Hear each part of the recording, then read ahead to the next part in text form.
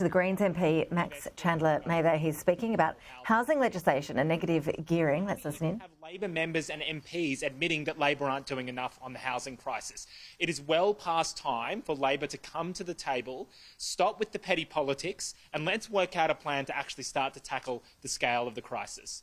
We had hoped against hope that the federal government would have included a plan to tackle the housing crisis in the federal budget. Instead, what we saw was billions of dollars in tax concessions for property investors, just over $1 a day for people on rent assistance, nothing for the 5.5 million renters that don't get rent assistance, and not a single extra cent for public and affordable housing. That's not good enough.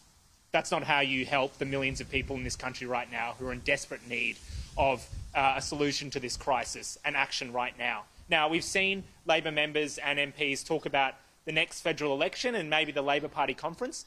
People cannot wait until 2025 for a solution to the housing crisis. We have an opportunity right now in negotiations on this housing bill to work out a plan that invests billions of dollars in public and affordable housing now and stops rent increases right now. All we have to see is the government come to the table.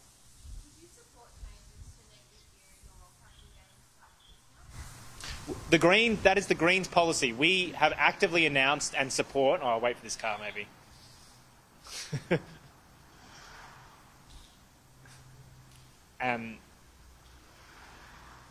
All right.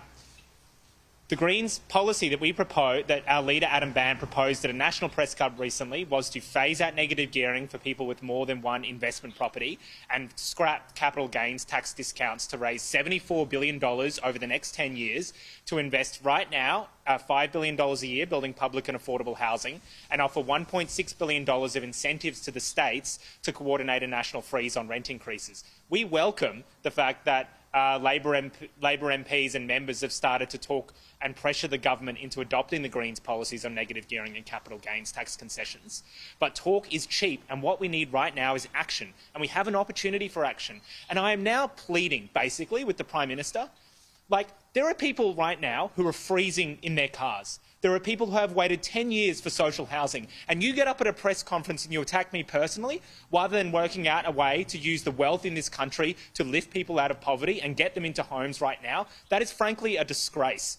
It's a disgrace, and it's why people like me are standing here right now. If you want to know why people like me won Griffith and why people are turning away from the major parties, is because rather than working out solutions to tackle the housing crisis, you launch into personal attacks and tirades.